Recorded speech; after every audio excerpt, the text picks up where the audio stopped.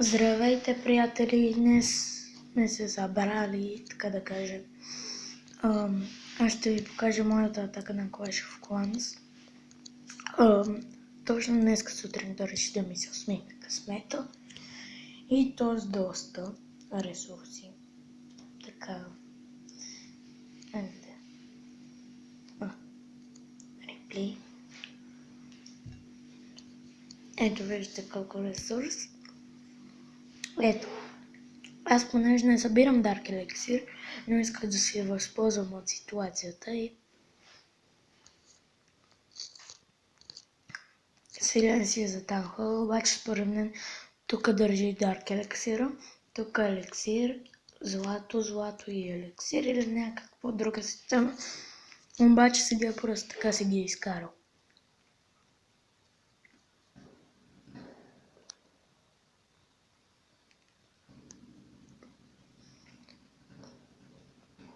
Ето тук при Таунхола. Тук по тъпи причини не знаех какво им в клана, защото не обърнах внимание и сложих веднага. Ето тук слагам лизарди. Аз трябва да си апгрейдна Таунхола левел 7, за да си апгрейдна лабораторията и така да си апгрейдвам войници и да събирам за Барберен Кинг. Дълга история.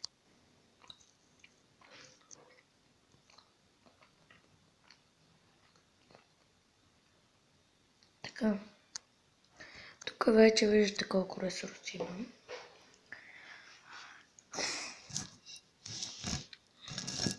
Някой са му в клана.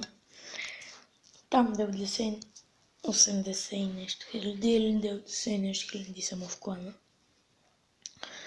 Ето тук да, пускам Барбериан и малко. Извинете. Ето, пускам ги.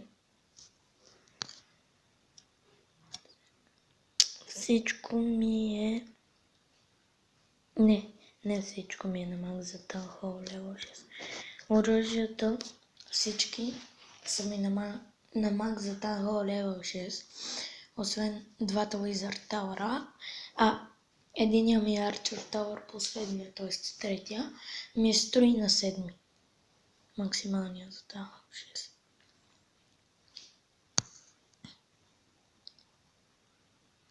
И тук става безинтересно. Убиват ме. Аз не си пускам естествено цялата армия, ама.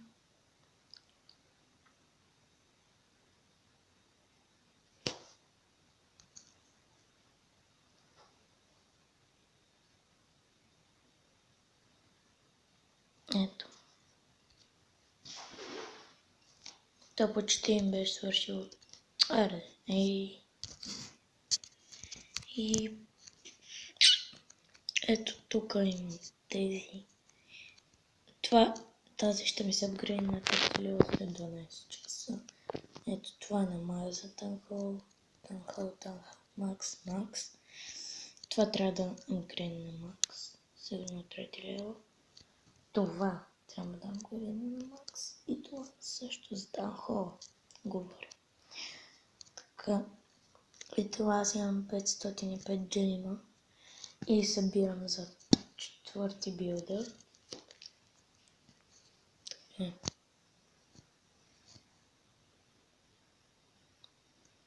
И главно това им беше видеото. Ето. Правя си Air Defense. Трети. Да, и той не мина. Макс левел. Хора, надявам се видеото да ви е харесало. И довиждане до